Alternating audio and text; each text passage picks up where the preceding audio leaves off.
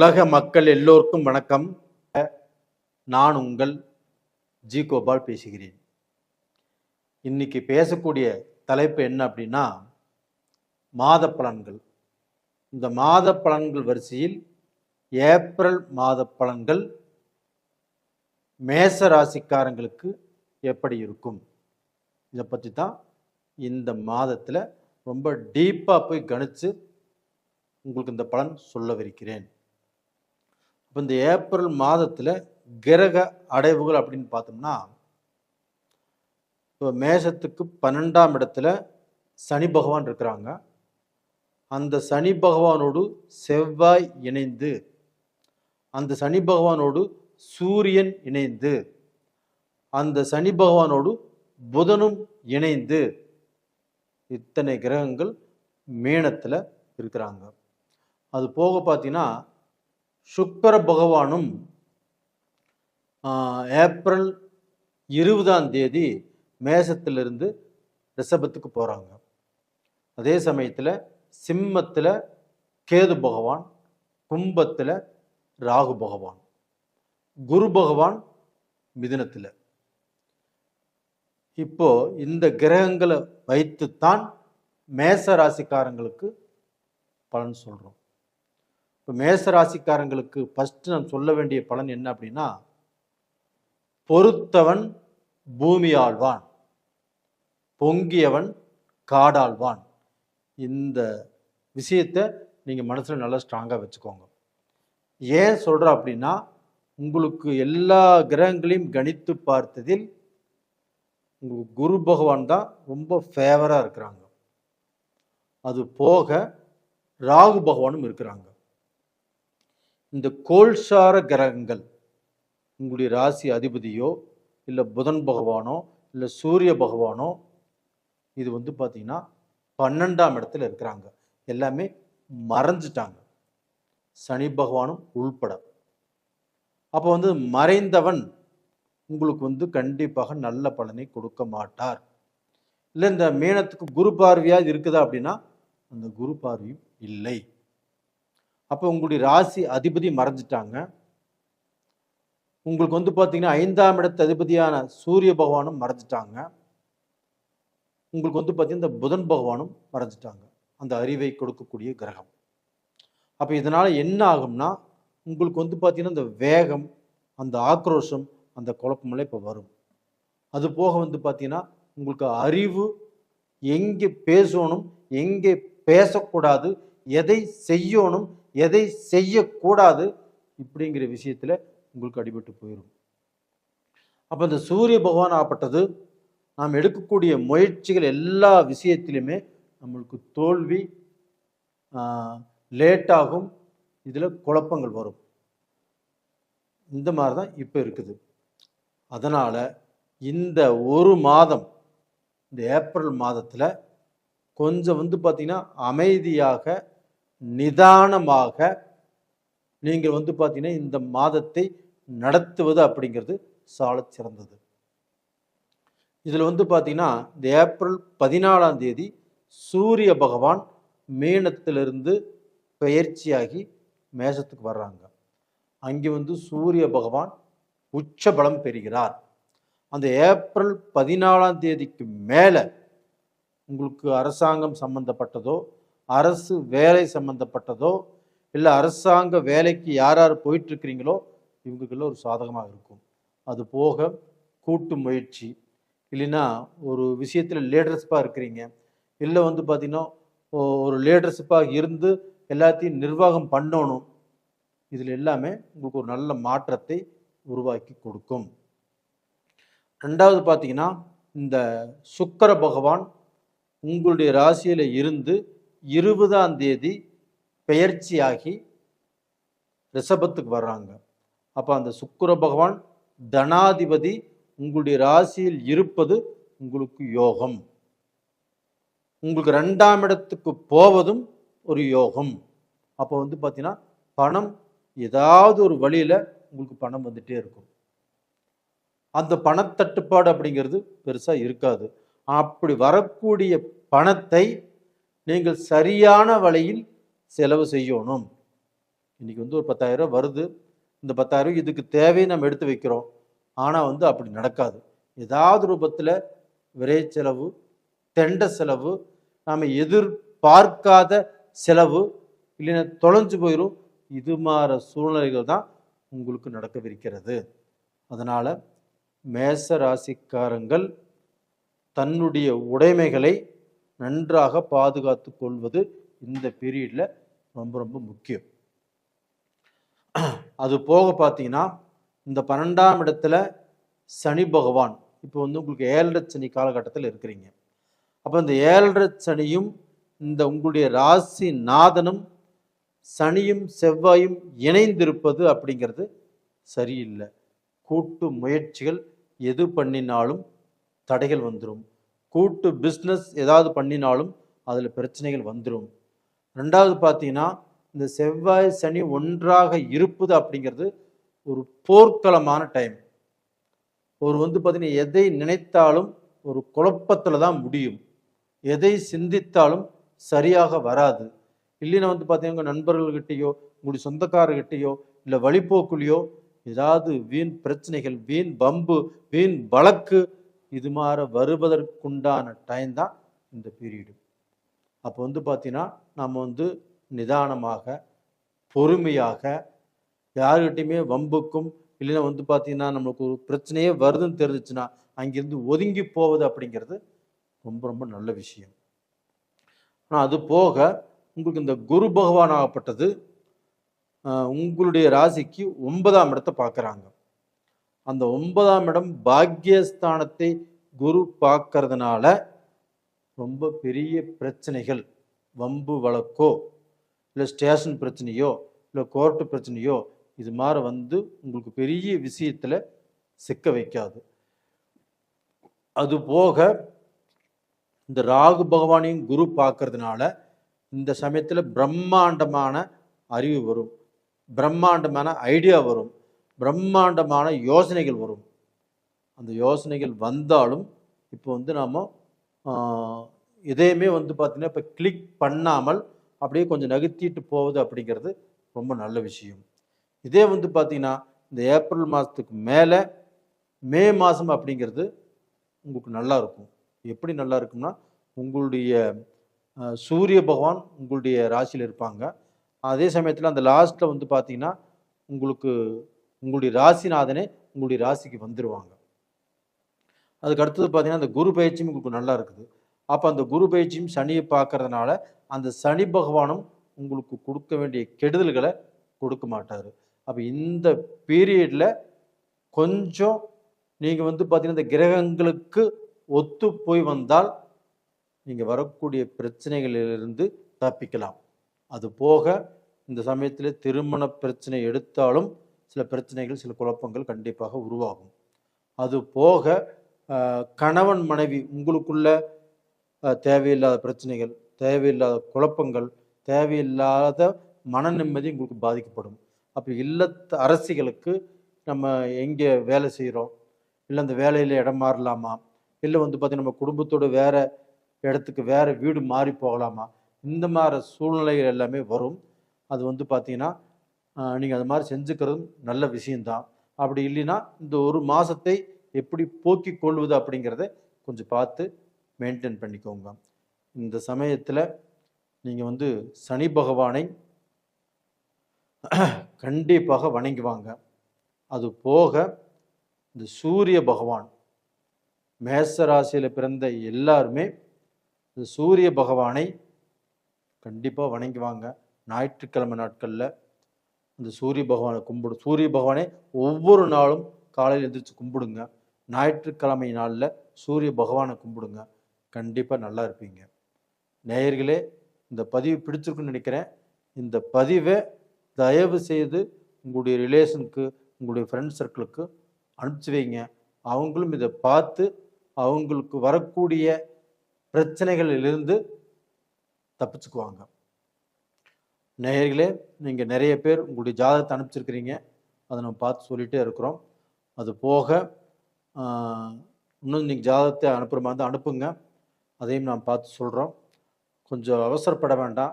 கொஞ்சம் நம்ம ஒரு வாரம் ஆகும் உங்களுக்கு பார்க்குறக்கு, ஒரு வாரம் 10 நாள் ஆகும் நீங்கள் இப்போ புக் பண்ணவே. எப்படி இருந்தாலும் கொஞ்சம் பொறுமை காத்து பார்க்கணும்னு நினச்சிங்கன்னா அனுப்பிச்சி வைங்க, பார்த்து சொல்கிறோம். நேயர்களே, உங்களிடமிருந்து விடைபெறுவது உங்களின் ஜி கோபால். நன்றி, வணக்கம். உலக மக்கள் எல்லோருக்கும் வணக்கம். சிவம் ஜோதிடம் வாயிலாக நான் உங்கள் ஜி கோபால் பேசுகிறேன். இன்னைக்கு நம்ம பேசக்கூடிய தலைப்பு மாத பலன்கள். வரிசையில் ஏப்ரல் மாத பலன்கள் சிம்ம ராசிக்காரங்களுக்கு எப்படி இருக்கும், இதை பற்றி தான் இந்த வீடியோவில் தெளிவாக பார்க்க போகிறோம். இந்த சிம்ம ராசிக்கு இந்த மாதத்தில் கிரக அடைவுகள் எப்படி இருக்குது? சிம்ம ராசிக்கு 8ஆம் இடத்துல தான் 4 கிரகங்கள் இருக்குது. சனி பகவான் இருக்கிறாங்க, சனி பகவானோடு செவ்வாய் இருக்கிறாங்க, செவ்வாயோடு சூரியன் இருக்கிறாங்க. இந்த 3 கிரகத்தோடு புதன் பகவானும் சேர்ந்து 4 கிரகங்கள் சிம்ம ராசிக்கு 8ஆம் இடத்துல இருக்குது. சுக்கிர பகவான் 9ஆம் இடத்துல, குரு பகவான் 11ஆம் இடத்துல, ராகு பகவான் 7ஆம் இடத்துல. அப்போ பார்த்தீங்கன்னா இந்த சிம்ம ராசிக்காரங்களுக்காகப்பட்டது ஃபஸ்ட்டு அஷ்டம சனி நடந்துட்டு இருக்குது.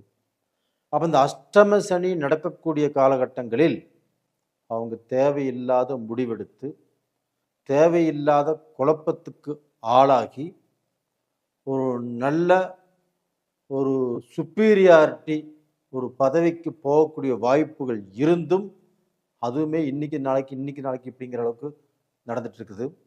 அப்போ எல்லாமே இவங்களை சுற்றி ஒரு திருப்தியே இல்லை. மனைவியும் சரியில்லை, மக்களும் சரியில்லை, கணவரும் சரியில்லை, இப்படிங்கிற ஒரு பேச்சு போயிட்டு இருக்குது. அப்போ இதிலிருந்து ஏதாவது ரூபத்தில் ஒரு விடுதலை கிடைக்குமா, நம்ம ஏதாவது ரூபத்தில் இந்த பிரச்சனைகளை எல்லாம் சக்சஸ் பண்ணி முன்னுக்கு வருவோமா அப்படிங்கிற எதிர்பார்ப்பும் ஏக்கமும் தான் இந்த வீடியோவை உங்களை பார்க்க வைக்கிறது. அப்போ இதுக்கு ஒரே ஒரு உங்களுக்கு வழி என்ன அப்படின்னா, குரு பகவான் 11ஆம் இடத்துல இருக்கிறாங்க. இந்த குரு பகவானுடைய அனுகிரகம் உங்களுக்கு யோகத்தை கொடுக்கும். மற்ற கிரகங்கள் ஆகப்பட்டது 8ஆம் இடத்துல இருந்து 4 கிரகங்களும் அஷ்டமமாகி நல்ல பலனை கொடுக்கக்கூடிய சூழ்நிலையில் இல்லை. அப்போ உங்களுடைய ராசிநாதன் சூரிய பகவான் ஏப்ரல் 13ஆம் தேதி வரைக்கும் 8ஆம் இடத்துல மீனத்தில் தான் இருப்பார். எப்பவுமே அது 8ஆம் இடத்துல மறைஞ்சிருக்கிறார். அப்போ தன்னுடைய ராசிநாதன் மறையும் போது தனக்கு பார்த்தீங்கன்னா உயரிய எண்ணங்கள் வராது. ரொம்பவுமே கீழ்த்தரமான எண்ணங்கள். நாம் எதை செய்யக்கூடாதுன்னு நினைக்கிறோமோ அதை செஞ்சிருவோம். எந்த வழியில போகக்கூடாதுன்னு நினைக்கிறோமோ அதில் போய்த்தான் பார்க்கலாம் அப்படிங்கிற ஒரு தைரியம் வரும். இது எல்லாமே நல்லா இல்லை. அப்போ சிம்ம ராசிக்காரங்களாகப்பட்டது ஏப்ரல் 14 வரைக்கும் கொஞ்சம் அமைதியாக இருப்பது நல்ல விஷயம். செவ்வாய் சரியில்லை, புதன் சரியில்லை, சூரியன் சரியில்லை, சனியும் சரியில்லை. அப்போ பார்த்தீங்கன்னா நீங்கள் அடுத்தவங்களிடத்துல பேசுறத 100% குறைச்சிக்கோங்க. நீங்கள் ஏதாவது ஒரு விஷயத்தை பற்றி முடிவெடுக்கணும். தொழிலை பற்றியோ குடும்பத்தை பற்றியோ ஏதாவது வேலையிலையோ நீங்கள் ஏதாவது முடிவெடுக்கணும். அப்போ உங்களுக்கு மேலே உள்ள உங்களுக்கு பார்த்தீங்கன்னா நல்ல நெருங்கிய நண்பர்கள், இல்லை உங்களுக்கு மேலே உள்ள ஆசான், உங்களுக்குன்னு குரு யாராக இருந்தால் அவங்ககிட்ட ஒரு ஒப்பீனியன் கேட்டுட்டு முடிவு எடுப்பது என்பது உங்களுக்கு நல்ல விஷயம். அதே சமயத்தில் இந்த மாதத்தில் ஏதாவது பிஸ்னஸ் நம்ம ஆரம்பிக்கலாம், இல்லை ஏதாவது ரூபத்தில் இந்த மாதத்தில் நம்ம வேலையை மாற்றலாம், இல்லை இந்த மாதத்தில் நம்ம செய்யக்கூடிய வேலை வேண்டான்னு பேப்பர் போடலாம். இப்படி யாராவது நினச்சிங்க அப்படின்னா அதை கொஞ்சம் ஹோல்டு பண்ணுங்க. இந்த மாதத்தில் எந்த முடிவும் எடுக்க வேண்டாம். அடுத்த மாதத்தில் உங்களுக்கு அந்த கிரகங்கள் ஆப்பட்டது பிரியும். அப்போ பார்த்துக்கலாம். அது போக இந்த குரு பெயர்ச்சி அப்படிங்கிறது ஜூன் 2ஆம் தேதி வருது. அதுவும் உங்களுக்கு சாதகமாக தான் இருக்குது. அப்போ டோட்டலாக வந்து பார்த்தீங்கன்னா இப்போ வந்து கொஞ்சம் நிதானமாக செயல்படுவது நல்ல விஷயம். இப்போ அது போக வந்து உங்களுடைய ராசியிலேயே இருக்கக்கூடிய கேது பகவான், இந்த கேது பகவான் வந்து உங்கள் ராசியில் இருக்கிறதுனால உங்களுக்கு வந்து ஒரு தெய்வத்துடைய வழிபாடுகளை அதிகமாக கொடுப்பார். அதிகமாக விநாயகரை கும்பிடணும். திங்கட்கிழமை நாளில் நீங்கள் விநாயகருக்கு ஒரு சொம்பு தண்ணி ஊற்றிட்டு அருகம்புல் வச்சு கும்பிட்டு வர்றது நல்ல விஷயம். சூரிய நமஸ்காரம் செய்வது அப்படிங்கிறது ரொம்ப ரொம்ப நல்ல விஷயம் சிம்ம ராசிக்காரங்களுக்கு. அப்போ வந்து அந்த கேது உங்கள் ராசியிலேயே இருந்து உங்களுடைய வாழ்க்கையை குழப்பமடைய செய்வார். சிலர் வந்து பார்த்தீங்கன்னா வாழ்க்கையில் பிரிஞ்சு போகக்கூடிய கண்டிஷனுக்கு வந்திருக்குது. ஒரு சிலர் பிரிஞ்சும் போயிருக்கிறாங்க. இது நம்மக்கிட்ட நிறைய ஜாதகங்கள் வந்திருக்குது. இப்போ 3 மாதத்துக்கு முன்னாண்ட ஜெர்மன்லேருந்து ஒரு ஜாதகம் வந்துச்சு. இந்த சமயத்தை கொஞ்சம் அமைதியாக இருங்க, கொஞ்சம் பொறுமையாக இருங்க. நீங்கள் அமைதியை காக்கவில்லை என்றால் கண்டிப்பாக குடும்பம் ஏதாவது ரூபத்தில் பிரிவதற்குண்டான சூழ்நிலை இருக்குன்னு சொன்னேன். நேற்று ஃபோன் பண்ணியிருந்தார். நீங்கள் சொன்ன மாதிரியே ஆகிப்போச்சுங்க ஐயா.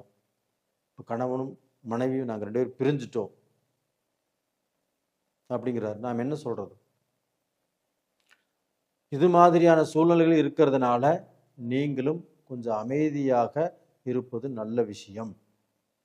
அதுபோக உங்களுக்கு வந்து 7ஆம் இடத்துல ராகு, அந்த ராகு பகவானை குரு பார்த்ததுனால நீங்கள் தப்பிச்சிங்க. அந்த குருவுடைய பார்வை இல்லாமல் இருந்திருந்தால் அதுவும் சோதனை தான், அதுவும் வேதனை தான், அதுவும் தொழில் ரூபத்தில் பாதிக்கப்படும். நீங்கள் இடத்துல பொண்ணு பார்த்தாலும் பாதிக்கப்படும், ஒரு மாப்பிள்ளை பார்த்தாலும் பாதிக்கப்படும். அப்போ இந்த காலகட்டத்தில் படிக்கக்கூடிய மாணவர்கள் அவங்க வந்து பார்த்தீங்கன்னா இப்போ வந்து ஒரு எக்ஸாமுக்கு நீங்கள் ப்ரிப்பேர் பண்ணுறீங்க. அதில் வந்து 60% படிச்சுட்டு இதில் இம்பார்ட்டண்ட் கொஷின்ஸ் இருக்கும். இது வந்து நம்ம எழுதிக்கலாம், பாஸ் பண்ணிடலாம், குறிப்பிட்ட மார்க் வாங்கலாம் அப்படின்னு பிளான் பண்ணியிருப்பீங்க. அது இந்த பீரியடில் அப்படி நீங்கள் நினச்ச மாதிரியாக நடப்பதற்கு வாய்ப்புகள் இல்லை. நீங்கள் வந்து பார்த்தீங்கன்னா அந்த புக்கை 90% ப்ரிப்பேர் பண்ணினால் மட்டும்தான் நீங்கள் ப்ரிப்பேர் பண்ணின அந்த ஆன்சரை எழுத முடியும்.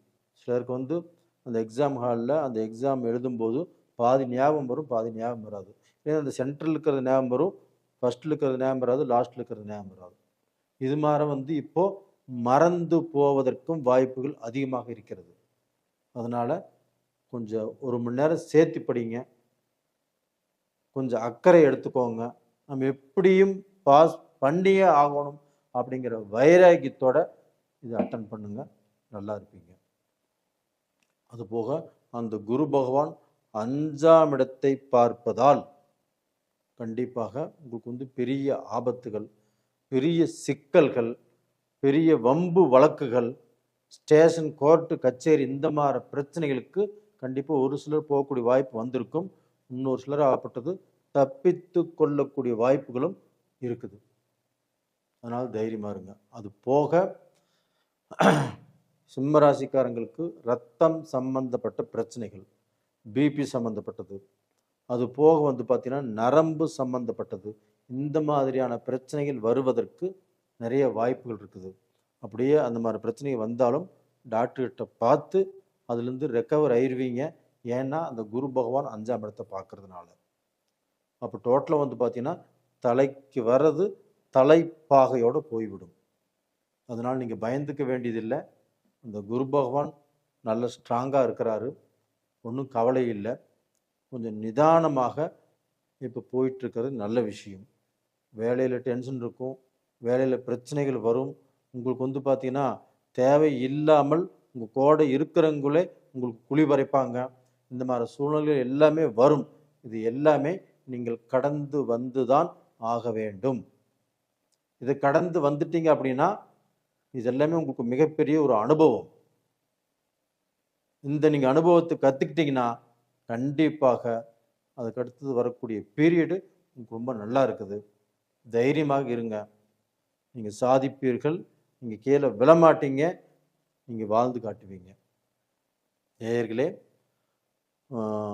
உங்களுடைய நீங்கள் ஏதாவது ஒரு தொழில் ஆரம்பிக்கணும், இல்லை ஏதாவது முக்கியமான விஷயங்கள் செய்யணும், இப்போ கல்யாணம் பண்ணணும், இல்லை குடும்ப ரீதியான பிரச்சனைகள், இந்த பிரச்சனைகள் ஏன் தீர மாட்டேங்குது, இந்த கேள்விகளுக்கு எல்லாமே பதில் வேணும் அப்படின்னா உங்களுடைய ஜாதகத்தை பார்க்கணும். விருப்பம் இருப்பவர்கள் உங்கள் ஜாதகத்தை அனுப்பிச்சி வைங்க. அது போக நிறைய பேர் எனக்கு ஜாதகம் அனுப்பிச்சிருக்கிறீங்க. அதையுமே நான் பார்த்து சொல்லிட்டு தான் இருக்கிறேன். உங்களிடமிருந்து விடைபெறுவது உங்களின் ஜி கோபால். நன்றி, வணக்கம். உலக மக்கள் எல்லோருக்கும் வணக்கம். நான் உங்கள் ஜி கோபால் பேசுகிறேன். இன்னைக்கு நாம் பேசக்கூடிய தலைப்பு மாத பலன்கள். மாத பலன்கள் வரிசையில் ஏப்ரல் மாத பலன்கள் மிதுன ராசிக்காரர்களுக்கு எப்படி இருக்கும்? அப்போ இந்த மாதத்தில் கிரகங்களுடைய அமைப்பு எப்படி இருக்குன்னு பார்த்துட்டோம்னா, மிதுன ராசிக்கு 10ஆம் இடத்தில் சனி பகவான், அந்த சனி பகவானோடு செவ்வாய் பகவானும் இணைந்து, சூரிய பகவானும் இணைந்து, புதன் பகவானும் இணைந்து 4 கிரகங்களும் மிதுன ராசிக்கு 10ஆம் இடத்துல. மிதுன ராசிக்கு 11ஆம் இடமான மேசத்தில் ஏப்ரல் 14ஆம் தேதி சூரிய பகவான் அங்கே உச்சபலம். அது போக ஏப்ரல் 20ஆம் தேதி மேசத்தில் இருந்து சுக்கிர பகவான் பெயர்ச்சியாகி ரிஷபத்துக்கு வந்துடுவாங்க. அது போக உங்களுடைய ராசிக்கு 3ஆம் இடம் சிம்மத்தில் கேது பகவான். அது போக பார்த்தீங்கன்னா 9ஆம் இடமான கும்பத்தில் ராகு பகவான், குரு பகவான் மிதுனத்திலேயே இருக்கிறாங்க. இப்போ பார்த்தீங்கன்னா உங்களுடைய ராசிநாதன் புதன் பகவான் உங்களுடைய ராசிக்கு 10ஆம் இடமான தொழில் ஸ்தானத்தில் நீச்சமடைகிறார். நல்லா கவனிச்சுக்கோணுங்க மிதுன ராசிக்காரர்களே. ஏன் இந்த விஷயத்தை உங்களுக்கு தெளிவாக சொல்கிறேன் அப்படின்னா, கடந்த 3-4 வருட காலமாகவே நீங்கள் ரொம்ப கஷ்டத்தில் வாழ்ந்துட்டு இருக்கிறீங்க. தொழில் கஷ்டம், வியாபாரம் கஷ்டம், குடும்ப கஷ்டம், உறவினர்களால் கஷ்டம், நம்பினது நயவஞ்சகம், இப்படித்தான் போயிட்டுருக்குது. இந்த மாதத்தில் நீங்கள் ஓரளவுக்கு ஒரு நல்ல பொசிஷனுக்கு வருவதற்குண்டான வாய்ப்பு உங்களுக்கு இருக்கிறது. அதற்குத்தான் இந்த பாயிண்ட்டை நல்லா கேட்டுக்கோங்கன்னு சொன்னேன். அப்போ உங்களுடைய ராசிநாதன் உங்களுக்கு 10ஆம் இடத்துல நீச்சம் அப்படின்னா தொழில் 10ஆம் இடம் என்பது. அப்போ அந்த 10ஆம் இடம் தொழில் ஸ்தானத்தில் உங்களுடைய ராசி அதிபதி நீச்சமாகிறதுனால நீங்கள் தொழிலில் ரொம்ப ரொம்ப கவனமாக இருக்கணும். ஒரு வியாபாரம் செய்கிறீங்க, ஒரு பிஸ்னஸ் செய்கிறீங்க, ஒரு ஃபேக்ட்ரி வச்சுருக்கிறீங்க, ஒரு லேத்து வச்சுருக்கிறீங்க, இல்லை ஒரு டெக்ஸ்டைல் கடை வச்சுருக்கிறீங்க, ஒரு ஃபேக்ட்ரி வச்சுருக்கிறீங்க, இந்த மாதிரி எந்த பிஸ்னஸ் செய்பவராக இருந்தாலும் கொஞ்சம் ஜாக்கிரதையாக அதில் பார்த்தீங்கன்னா ஒரு கேபிட்டல் போடுறதோ, இல்லை பார்த்தீங்கன்னா அடுத்த லெவலுக்கு உங்களுடைய பிஸ்னஸை பெருக்கி கொஞ்சம் இம்ப்ரூவ் பண்ணிக்கிறதோ அதில் கொஞ்சம் கேர்ஃபுல்லாக இருங்க. அப்படி இல்லைன்னா உங்களுடைய ஜாதகத்தை நீங்கள் பார்த்தீங்கன்னா உங்களுக்கு பிடிச்ச ஜோசியர்கிட்ட அனுப்பிச்சு நீங்கள் பார்த்து கொள்வது ரொம்ப ரொம்ப நல்லது. அது போக உங்களுக்கு 10ஆம் இடமான மீனத்தில் சனி பகவான் இருப்பது யோகம். உங்களுக்கு 9ஆம் இடத்து அதிபதி 10ஆம் இடத்தில் குருவுடைய வீட்டில் அந்த சனி பகவான் இருப்பது யோகம். அதே சனியுடைய வீட்டை குரு பார்ப்பதும் 2வது யோகம். அப்போ உங்களை தொழிலில் உங்களை வீழ்ச்சி அடையாத அளவுக்கு, தொழிலில் மேன்மை அடையக்கூடிய அளவுக்கும், தொழிலில் புது பார்ட்னர் போட்டு தொழில் செய்வதற்கும், ஒரு வியாபாரம் செய்வதற்கும் உங்களுக்கு பார்த்தீங்கன்னா ஒரு உகந்த காலமாகவே இப்போ இருக்குது. ஆனால் அதே சமயத்தில் அந்த புதன் நேச்சமாகிறதுனால கொஞ்சம் நல்லா பார்த்துக்கோங்க. அதே சமயத்தில் உங்களுக்கு 3ஆம் இடத்து அதிபதி யாருன்னா சூரிய பகவான். அந்த 10ஆம் இடத்திலிருந்து ஏப்ரல் 14ஆம் தேதி 11ஆம் இடத்துக்கு மேஷத்துக்கு வந்து அங்கே வந்து பார்த்தீங்கன்னா உச்ச பலம் அடைகிறார். அப்போ வந்து பார்த்தீங்கன்னா உங்களுக்கு என்ன பலன் கிடைக்கும் அப்படின்னா, நவகிரகங்களின் அரசனான சூரிய பகவான் உச்சமடைவதால், அதுவுமே உங்களுக்கு 3ஆம் இடத்து அதிபதியான சூரிய பகவான் 11ஆம் இடத்தில் உச்சம். அப்போ அந்த 11ஆம் இடத்துல சூரிய பகவான் உச்சம் அடைகிறார் அப்படின்னா உங்களுக்கு வெற்றி மேல் வெற்றி குவியும்.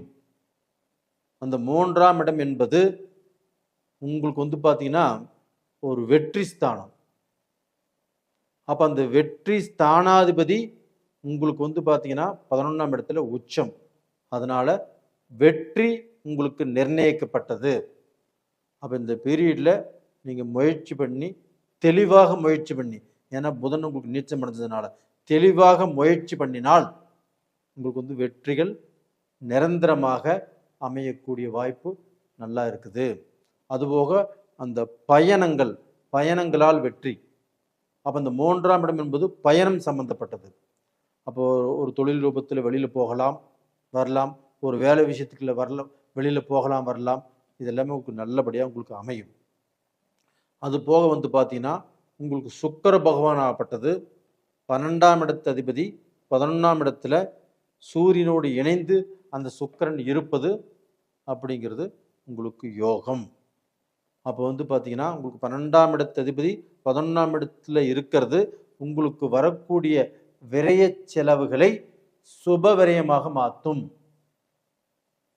அப்போ வந்து மிதுன ராசிக்காரர்களாகப்பட்டது இந்த பீரியட்ல சந்தோஷமாகவும் இருக்கலாம், ஜாக்கிரதையாகவும் இருக்கலாம். ஏன்னா அந்த 4ஆம் இடத்து அதிபதி உங்களுடைய ராசி அதிபதி நீச்சம். இதை ஏன் திரும்ப திரும்ப திரும்ப சொல்கிறேன் அப்படின்னா, அந்த புதன் நீச்சமானதுனால ஏதாவது ரூபத்தில் உங்களை கீழே தள்ளி விட்டுரும், உங்களுக்கு ஒரு லாஸை உருவாக்கி கொடுத்துரும். அதனால ஜாக்கிரதையாக இருங்கள். அது போக மிதுன ராசியில் பிறந்தவர்கள் இந்தியாவை விட்டு வெளிநாடுகளுக்கு போகிறதோ இல்லை வெளிநாட்டில் உள்ளவங்க, இப்போ வந்து Malaysia, Singapore, Canada, Australia, USA, Spain, துருக்கி இது மாதிரி இன்னும் வெளிநாடுகளில் இருக்கிறவர்கள் மிதுன ராசிக்காரர்கள் இப்போ வந்து பார்த்தீங்கன்னா உங்களுக்கு இருக்கக்கூடிய கஷ்டங்கள் உங்களை விட்டு விலகப் போகிறது. உங்களுக்கு ஒர்க்கில் டென்ஷன் இருந்தால் அது உங்களை விட்டு விலகப் போகிறது.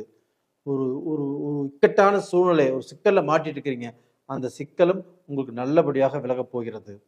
அப்போ வந்து பார்த்தீங்கன்னா ஒரு இக்கட்டான சூழ்நிலையில் இருந்து நீங்கள் தப்பித்து ஒரு நல்ல பொசிஷனுக்கு வரக்கூடிய மாதம் இந்த ஏப்ரல் மாதம். அப்போ அந்த குரு பகவான் உங்களுடைய ராசியிலேயே இருந்து சில குழப்பத்தையும் சில தடுமாற்றத்தையும் கண்டிப்பாக கொடுப்பாரு. ஆனால் உங்களை எங்கேயும் கொண்டு தள்ள மாட்டார். ஏன்னா குரு பார்க்கக்கூடிய இடங்கள் 5, 7, 9 அந்த 3 ஸ்தானங்களும் ஒரு நல்ல ஸ்தானங்களை பார்க்கறதுனால நீங்கள் எப்படி இருந்தாலும் நீங்கள் தப்பிச்சுக்குவீங்க. அது போக உங்களுக்கு அந்த குடும்ப வாழ்க்கையில் இருக்கக்கூடிய பிரச்சனைகள், மனஸ்தாபங்கள் கண்டிப்பாக இப்போ தீரும்.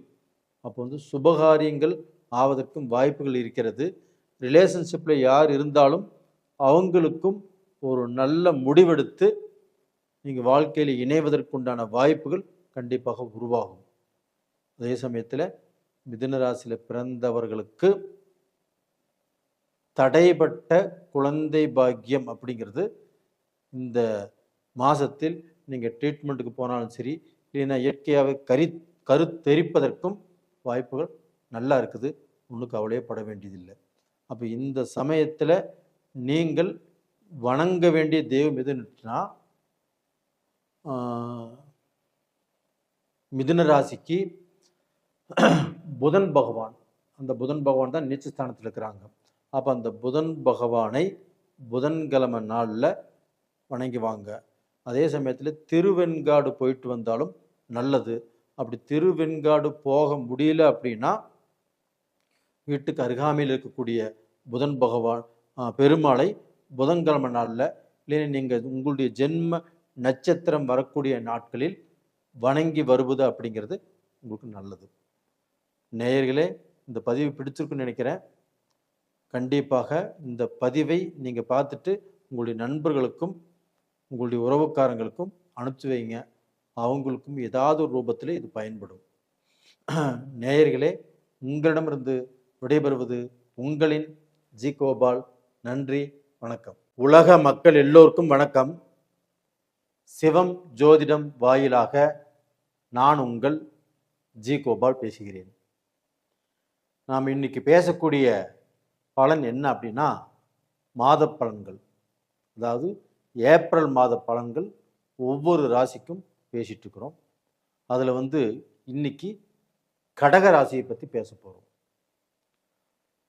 இந்த மாதத்தில் தமிழ் புத்தாண்டு பிறக்கிறது. உங்கள் எல்லாத்துக்குமே தமிழ் புத்தாண்டு வாழ்த்துக்கள்.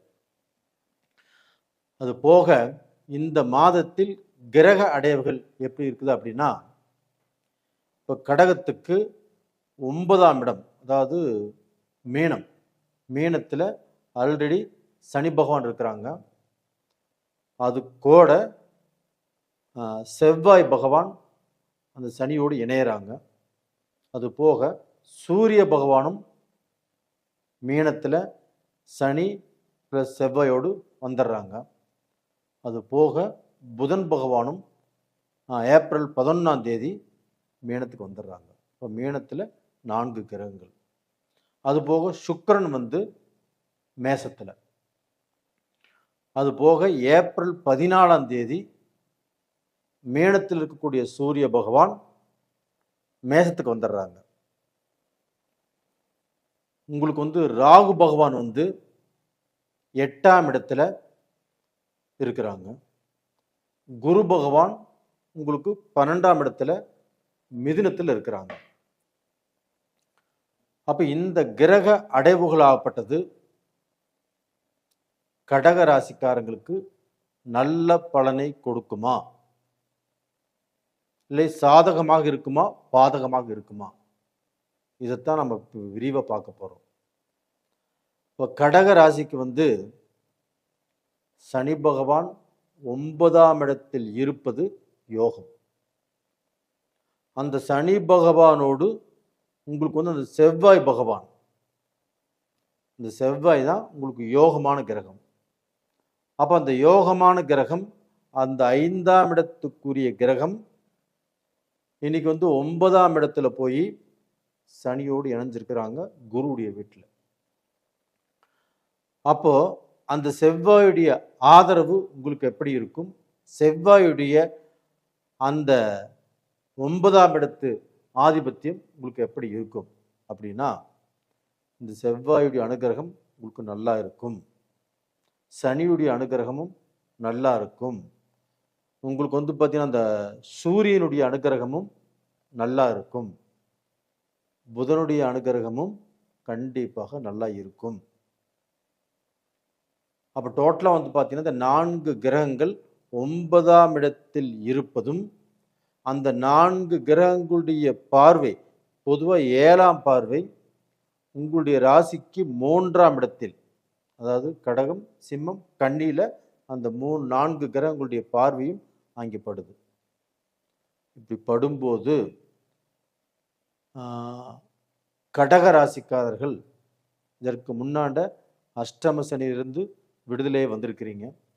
இருந்தாலும் இந்த 3 வருஷ காலங்கள் ஆகப்பட்டது ஒரு சில பேர் கடகராசியில் நம்பியவர்களால் ஏமாற்றம்.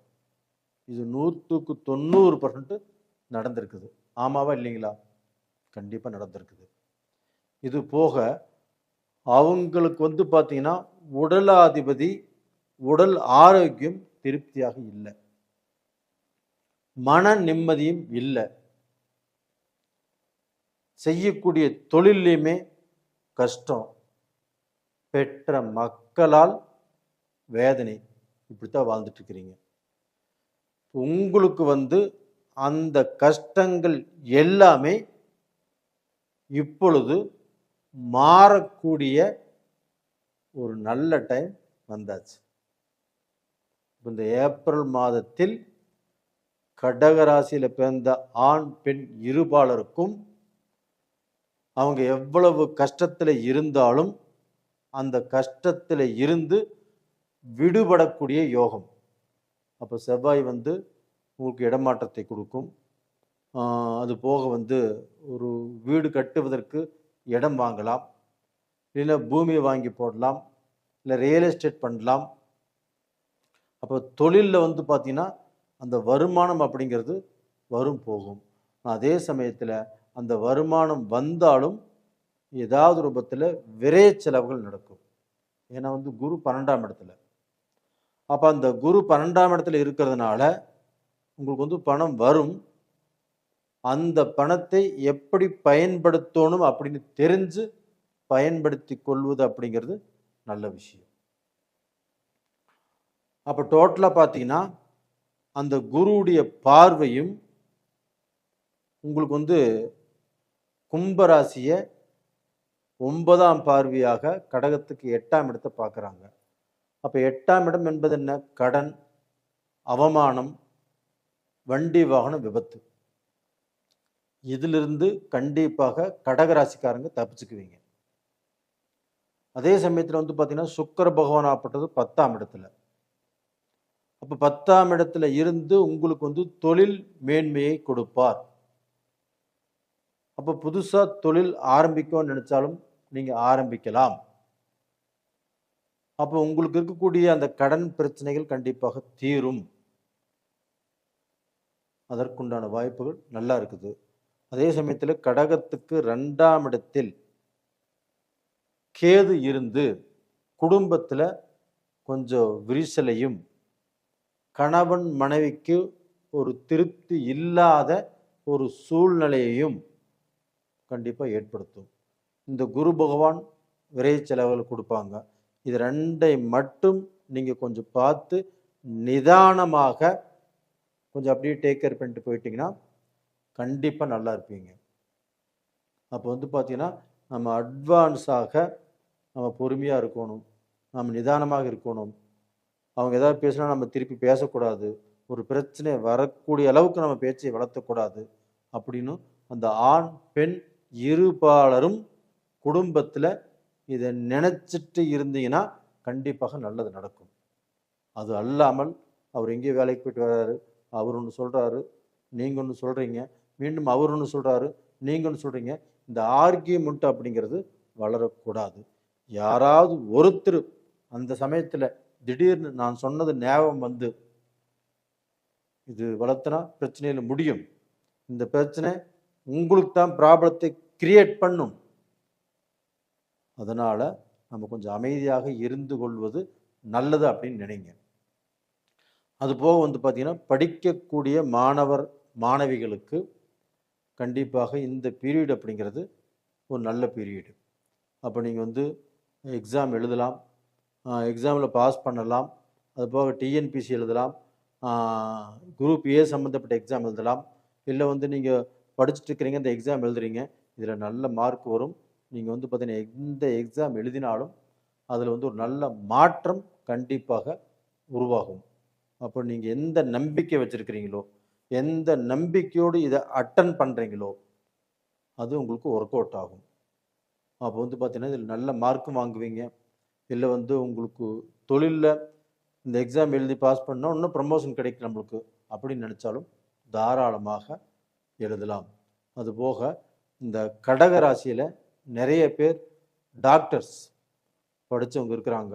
அவங்களும் இந்த நீட் எக்ஸாம் எழுதுறக்கோ, இல்லை இந்த எம்பிபிஎஸ் எழுதுறக்கோ, அதுக்கு அடுத்த கட்டம் படிக்கிறக்கோ நல்ல வாய்ப்புகள் இருக்குது. அது போக அவங்களுடைய வாழ்க்கையில் இதை ரொம்ப டீப்பாக படித்து அதில் பார்த்திங்கன்னா சக்ஸஸ் ஆகி அதன் மூலியமாக புகழ் பெறுவதற்குண்டான வாய்ப்புகளும் நல்லா இருக்குது. அப்போ டோட்டலாக பார்த்தீங்கன்னா படிக்கக்கூடிய மாணவ மாணவிகளுக்கும் நல்லா இருக்குது. இல்ல அரசிகள் குடும்பத்தில் கொஞ்சம் பார்த்து அட்ஜஸ்ட் பண்ணி நடந்துக்கணும்.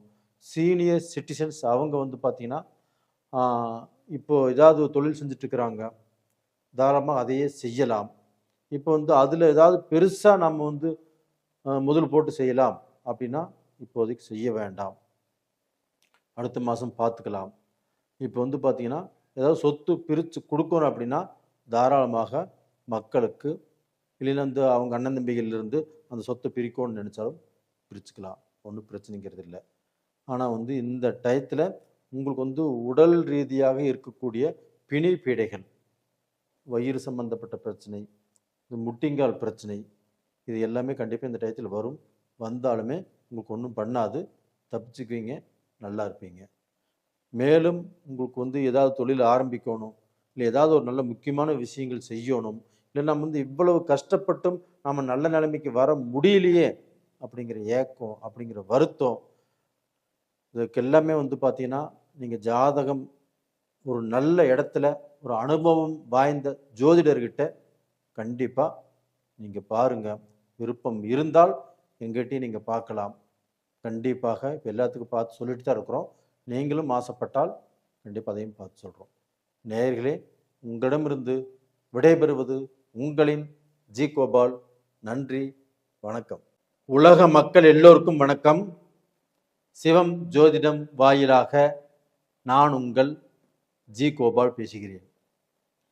இன்னைக்கு பேசக்கூடிய பலன் மாத பலன்கள். மாத பலன்கள் வரிசையில் ஏப்ரல் மாத பலன்கள் ரிஷபராசிக்காரங்களுக்கு எப்படி இருக்க போகிறது அப்படிங்கிறது தான் இந்த வீடியோவில் ரொம்ப டீப்பாக போய் பார்க்குறோம். அப்போ வந்து ரிஷபராசிக்கு கிரக அடைவுகள் பார்த்துட்டோம்னா, இப்போ மீனத்தில் குருவுடைய வீட்டில் சனி பகவான் இருக்கிறாரு, அதுபோக சூரிய பகவான் இருக்கிறாங்க, அதுபோக செவ்வாய் பகவான் இருக்கிறாங்க, அதுபோக புதன் பகவானும் இருக்கிறாங்க.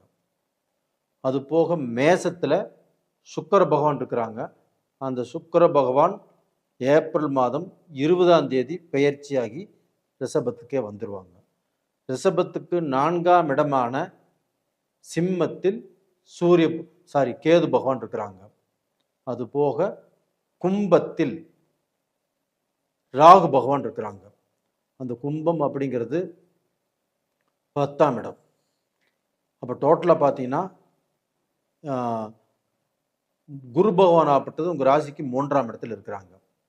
இதுதான் இந்த மாத கிரக அடைவுகள். அப்போ இந்த மாத கிரக அடைவுகளில் உங்களுக்கு வந்து பார்த்தீங்கன்னா ஃபேவராக இருக்கக்கூடிய, அனுகூலமாக இருக்கக்கூடிய ஒரு அதீத நட்பு வாய்ந்த கிரகம் எது அப்படின்னா சனி பகவான். அந்த சனி பகவான் உங்களுக்கு 11ஆம் இடத்தில் இருப்பது யோகம். அந்த சனி பகவானோடு சூரிய பகவான், உங்களுக்கு 4ஆம் இடத்து அதிபதி சூரிய பகவான் இணைந்திருப்பது யோகம். அது போக உங்களுக்கு 5ஆம் இடத்து அதிபதி புதன் பகவான் உங்களுக்கு சனி பகவானோடு இணைந்திருப்பது, 11ஆம் இடத்தில் இருப்பது உங்களுக்கு அவ்வளவுக்கா சரியில்லை. ஏன்னா 5ஆம் இடம்ங்கிறது ஒருத்தருடைய புத்தி, ஒருத்தருடைய வளர்ச்சி, ஒருத்தருடைய முன்னேற்றம்.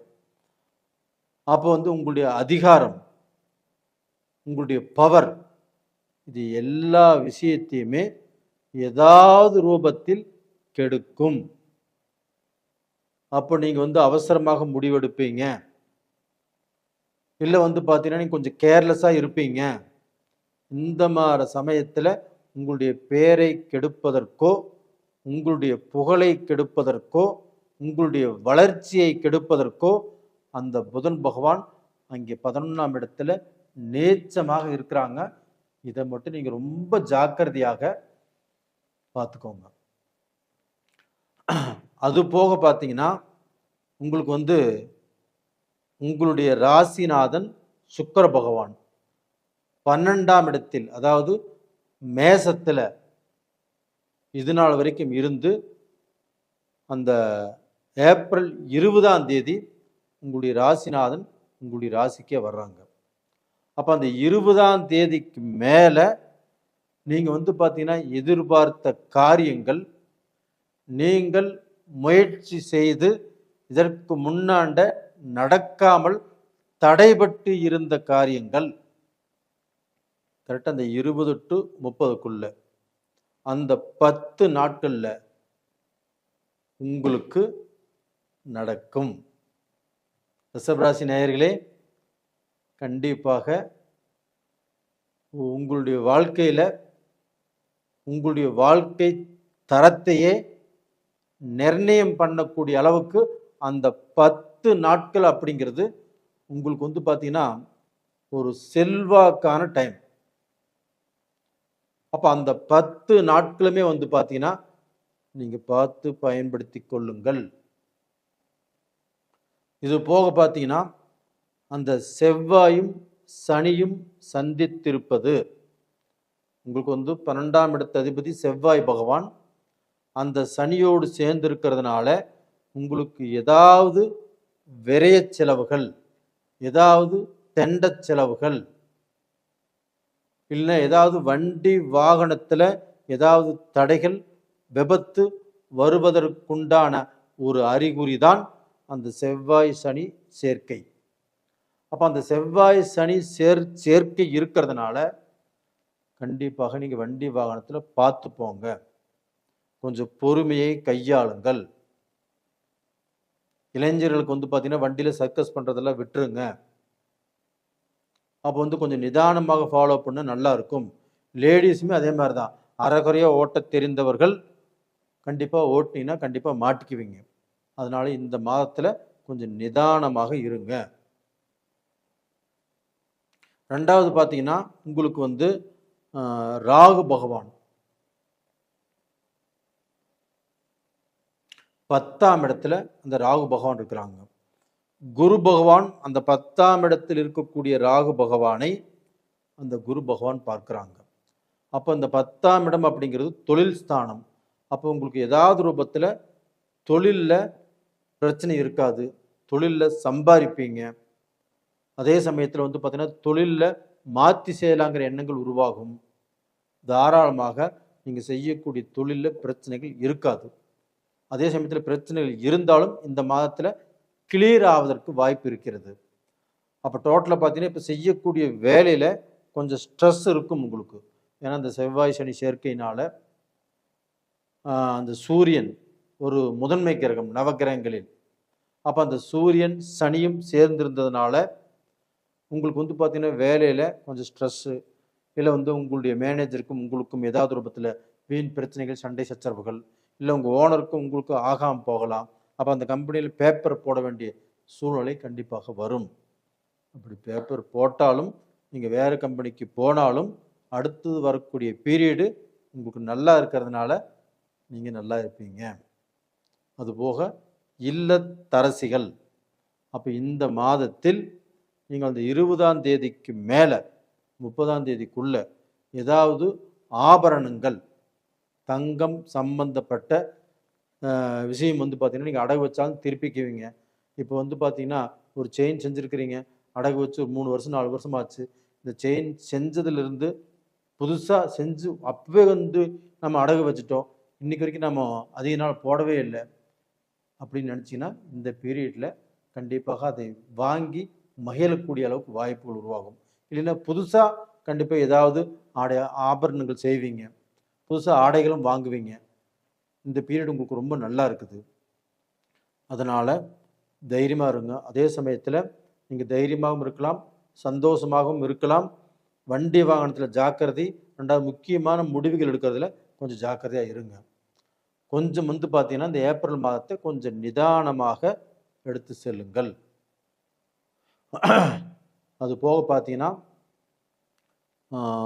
ரிஷப ராசிக்காரங்களுக்கு கொஞ்சம் உடல் பிணிப்பீடைகள், இந்த கழுத்து சம்பந்தப்பட்ட பிரச்சனை, இந்த முதுகு சம்பந்தப்பட்ட பிரச்சனை, ரெண்டாவது முட்டிங்கால் சம்பந்தப்பட்ட பிரச்சனை, இது மாதிரி பிரச்சனைகள்லாம் கண்டிப்பாக வருவதற்கு வாய்ப்புகள் இருக்கிறது. அப்படி வந்து வந்தாலும் நீங்கள் மருத்துவ ரீதியாக அதுக்கு வந்து பார்த்தீங்கன்னா இந்த மருத்துவ ரீதியாக நீங்கள் பார்த்து சரி பண்ணிக்கலாம். ஒன்றும் கவலைப்பட வேண்டியதில்லை, தைரியமாக இருங்க. உங்களிடமிருந்து விடைபெறுவது அப்படிங்கிறது உங்களின் ஜி கோபால். நன்றி, வணக்கம். உலக மக்கள் எல்லோருக்கும் வணக்கம். சிவம் ஜோதிடம் வாயிலாக நான் உங்கள் ஜி கோபால் பேசுகிறேன். இன்னைக்கு பேசக்கூடிய தலைப்பு என்னன்னா மாத பலன்கள். மாத பலன்கள் வரிசையில் ஏப்ரல் மாத பலன்கள் கன்னி ராசிக்காரங்களுக்கு எப்படி இருக்கும்? அதே சமயத்தில் ஏப்ரல் மாதத்தில் உங்களுக்கு தமிழ் புத்தாண்டு பிறக்கவிருக்கிறது. உங்கள் எல்லாத்துக்குமே என்னுடைய தமிழ் புத்தாண்டு வாழ்த்துக்கள். இந்த ஏப்ரல் மாதத்தில் கிரகங்கள் எப்படி இருக்குது அப்படின்னா, கன்னி ராசிக்கு 7ஆம் இடத்தில் சனி பகவான், சூரிய பகவான், செவ்வாய் பகவான், புதன் பகவான் 4 கிரகங்களும் கன்னி ராசிக்கு 7ஆம் இடத்தில். 8ஆம் இடத்தில் சுக்கிரன், 10ஆம் இடத்தில் குரு, உங்களுக்கு 6ஆம் இடத்தில் ராகு பகவான். இதுதான் இந்த மாதத்தில் கிரகங்களுடைய அமைப்பு. அது போக உங்களுக்கு 12ஆம் இடத்தில் கேது பகவான். அப்ப இந்த கிரகங்களால் கன்னி ராசிக்காரங்களுக்கு ஏதாவது ஒரு விடிவு காலம் பிறக்குமா? எங்களுக்கு ஏதாவது ரூபத்தில் ஒரு நல்லது நடக்குமா அப்படிங்கிற ஒரு வேதனையோடு தான் நீங்கள் இந்த வீடியோவையே பார்க்குறீங்க. கன்னி ராசிக்காரங்கள் புதனுடைய ஆதிக்கம் பெற்றவர்கள். இந்த புதன் அப்படின்னாவே வித்தைகாரகன். எந்த விஷயமாக இருந்தாலும் தெரிஞ்சுக்க ஆசைப்படுவாங்க. எல்லா விஷயத்தை பற்றியுமே அந்த நுனிப்புள் மேய்ஞ்சிருப்பாங்க. அப்போ பார்த்தீங்கன்னா சொல்லப்போனால் சகல கலா வல்லவன் கன்னி ராசிக்காரர்கள். மார்க்கெட்டிங் நல்லா பண்ணுவாங்க, நகைச்சுவை நல்லா பண்ணுவாங்க. ஒருத்தர் கூட பழகுவதும் சரி, அவங்களுக்கு 30 வயசு இருக்குன்னா 50 வயசு 60 வயசு இருக்கிறவங்க கூட சகஜமாக பழகுவாங்க. அவங்களுக்கும் இவர்களை பிடிக்கும். அப்போ எல்லா விஷயத்திலையுமே ரொம்ப திருப்தியாக இருந்திருந்தாலுமே இன்னைக்கு பார்த்தீங்கன்னா இவர்கள் உழைத்து கஷ்டப்பட்டு ஒரு கம்பெனியில் வேலை செய்கிறாங்கன்னா அந்த கம்பெனியை டெவலப் பண்ணுறதுக்கு, அந்த கம்பெனி நல்ல பொசிஷன்களில் வர்றதுக்கு இவங்க காரணமாக இருப்பாங்க. ஒரு கடையில் வேலை செய்கிறாங்க அப்படின்னா அந்த கடை டெவலப் ஆகிறதுக்கு இவங்க காரணமாக இருப்பாங்க. அப்போ இவங்களுக்கு ஒரு பிஸ்னஸ் பண்ணணும், இவங்க நல்லா இருக்கணும் அப்படின்னா அது மட்டும் இந்த கடந்த 2-2.5 வருட காலங்களாகவே நல்லா இல்லை. இதில் பார்த்தீங்கன்னா ஒரு 30% பேர் தான் ஏதோ ஓரளவுக்கு அவங்களுடைய பிறப்பு ஜாதகம் நல்லா இருந்ததுனால அவங்களும் நல்லா இருக்கிறாங்க. இப்போ கன்னி ராசிக்காரங்களாகப்பட்டது நம்மளுக்கு ஏதாவது ஒரு விடிவு காலம் வராதா? நம்ம வாழ்க்கையில் சேர்ந்து வாழ முடியுமா, வாழ முடியாதா? முதல் பிரச்சனையே இவங்களுக்கு இதுதான். நிறைய கன்னி ராசிக்காரர்களுக்கு அவங்களுடைய வாழ்க்கையில தான் பிரச்சனை. கணவன் மனைவிக்கு ஒற்றுமை இல்லை, மனஸ்தாபங்கள், குடும்பத்தில் 2 பேரும் ஒரே வீட்டில் இருந்தாலும் அவங்க பேசிக்கொள்வது இல்லை. அப்போ ஒரே வீட்டில் பிரிஞ்சு வாழ்றாங்க. அப்போ இதுக்கு ஏதாவது ரூபத்தில் ஒரு விடிவு காலம் கிடைக்குமா சார் அப்படின்னு நீங்கள் கேட்குறது எனக்கு புரியுது. அதே சமயத்தில் உங்களுக்கு இப்போ குரு இருக்கக்கூடிய இடம் 10ஆம் இடம். அந்த 10ஆம் இடத்துல குரு இருப்பது சரியில்லை. அதுபோக 7ஆம் இடம், இந்த 7ஆம் இடத்தில் சனி இருப்பது கன்னி ராசிக்காரர்களுக்கு 7ஆம் இடத்தில் சனி இருப்பது சரியில்லை. நீங்கள் அமைதியாக நிதானமாக உங்கள் குடும்பத்தில் இருந்தால் மட்டும்தான் நீங்கள் ஜெயிக்க முடியும்.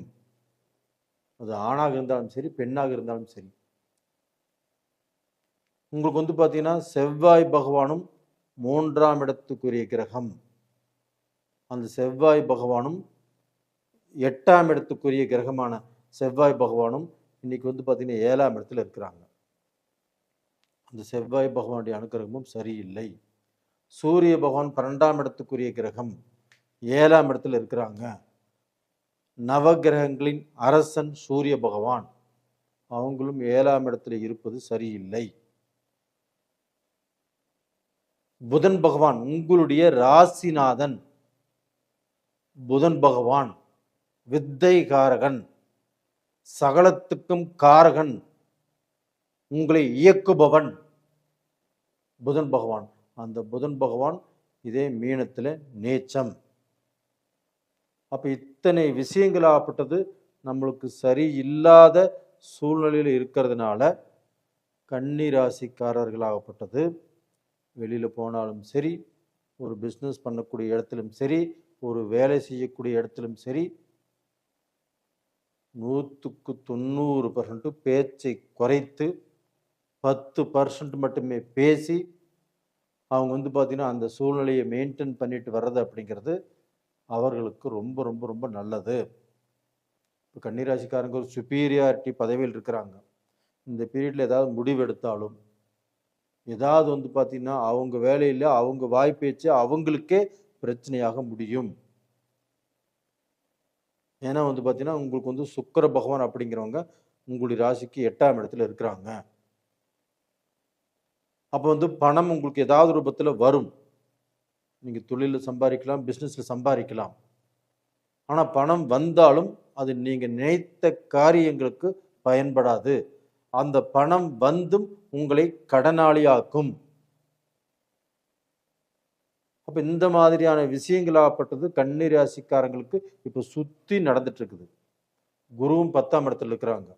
தொழிலில் பிரச்சனை, ஒரு பிஸ்னஸ் பண்ணினாலும் பிரச்சனை, ஒரு பிஸ்னஸில் வேலையாட்கள் சரியாக அமையவில்லை, அது போக ஒரு வேலை செஞ்சிட்ருக்கிறாங்க, ஒரு சுப்பீரியர் போஸ்டிங் இருக்கிறாங்க, அதுலேயுமே பார்த்தீங்கன்னா இவங்களுக்கு சதி, இவங்க வேலையை பார்த்தீங்கன்னா ஏதாவது ரூபத்தில் இவங்க வேலையிலிருந்து கீழே இறங்கணும், அந்த இடத்துல நாம் போய் உட்காரணும் அப்படிங்கிற அளவுக்கு பார்த்தீங்கன்னா போட்டி பொறாமைகள் இது அத்தனையும் இருக்குது. அதனால் இப்போ அவங்களுக்கு ஒரே ஒரு நல்ல விஷயம் என்ன அப்படின்னா, கன்னி ராசிக்காரங்களுக்கு ஒரே ஒரு நல்ல விஷயம் எது அப்படின்னா, இந்த 6ஆம் இடத்தில் இருக்கக்கூடிய ராகு பகவான். இந்த ராகு பகவான் பிரம்மாண்டமான விஷயத்தை உருவாக்குவார். அப்போ கன்னி ராசிக்காரங்க அவங்க நெடுநாள் எதிர்பார்த்த, நெடுநாள் ஆசைப்பட்டு கொண்டிருந்த ஒரு தொழில், ஒரு பிஸ்னஸ் நீங்கள் முயற்சி பண்ணினது ஒரு முடிவுக்கு வரும். அப்போ அது பிரம்மாண்டமாக உருவாக்குவீங்க. அதே ராகு பகவானை குரு பார்த்ததுனால அந்த ராகு கோதண்ட ராகுவாக மாறி உங்களுக்கு பார்த்தீங்கன்னா ஒரு நல்ல பலனை, அற்புதமான பலனை, உங்களை சுற்றி இருக்கிறவர்கள் எல்லாருமே மூக்கு மேலே விரல வைக்கக்கூடிய அளவுக்கு உங்களுக்கு பார்த்தீங்கன்னா ஒரு விஸ்வரூப வளர்ச்சியை கண்டிப்பாக கொடுப்பார். இது ஒன்று மட்டும்தான் உங்களுக்கு மன ஆறுதல். மற்ற விஷயங்களாகப்பட்டது உங்களுக்கு சாதகமாக இல்லை. அதனால் ரொம்ப பொறுமையாகவும் ரொம்ப ரொம்ப பொறுப்பாகவும் இந்த பீரியடில் இந்த மாதத்தை எப்படியாவது நீங்கள் கழித்து விட்டால் நீங்கள் தான் ராஜா. இப்போ படிக்கக்கூடிய மாணவர்களுக்கும் ஒரு எக்ஸாம் எழுதுறீங்க, நல்ல மார்க் வரும்னு சொல்லி கண்டிப்பாக வருவதற்கு வாய்ப்புகள் இல்லை. அப்போ அந்த எக்ஸாமுக்கு முன்னாண்ட நல்லா படித்து நீங்கள் எக்ஸாம் எழுதுறீங்கன்னா நீங்கள் எதிர்பார்த்த மார்க்கை விட கம்மியாக தான் வரும். ஆனால் ஏதாவது ரூபத்தில் நீங்கள் பாஸ் பண்ணிடுவீங்களா அப்படின்னா பாஸ் பண்ணிடுவீங்க. அப்போ உங்களுக்கு ஒரு வேலையில் ஒரு எக்ஸாம் எழுதணும், ப்ரமோஷனுக்கு வேணும் அப்படின்னா அந்த மாதிரி எக்ஸாம் எழுத வேண்டிய சூழ்நிலையில் உருவாகும். அப்படி அந்த மாதிரி சூழ்நிலையில் உருவானாலும் முயற்சி பண்ணுங்க, கண்டிப்பாக நல்லா இருப்பீங்க. நிறைய பேர் கன்னி ராசிக்காரங்களுடைய ஜாதகம் தான் இப்போ எனக்கு அதிகமாக வந்துட்டு இருக்குது, நாமளும் பார்த்து சொல்லிட்டு இருக்கிறோம். அதே சமயத்தில் நீங்கள் உங்களுடைய சூழ்நிலைகள் எப்படி இருக்குதுன்னு பாருங்கள். உங்களுக்கு பார்த்தீங்கன்னா ஏதாவது ஜாதகம் பார்க்கணும், நம்ம இதை செய்ய போகிறோம், ஏன் இப்படி இருக்குது, நம்ம இதிலிருந்து தப்பிக்க முடியுமா அப்படின்னா உங்கள் ஜாதகத்தை கொண்டு பாருங்கள், நான் சொல்கிறேன். தைரியமாக இருங்க, இந்த ஒரு மாதம்தான். அது போக உங்களுடைய வாழ்க்கையில் நீங்கள் மிகப்பெரிய அறிவாளி, புத்திசாலி. எப்படி இருந்தாலும் நீங்கள் தப்பித்து கொள்வீர்கள்.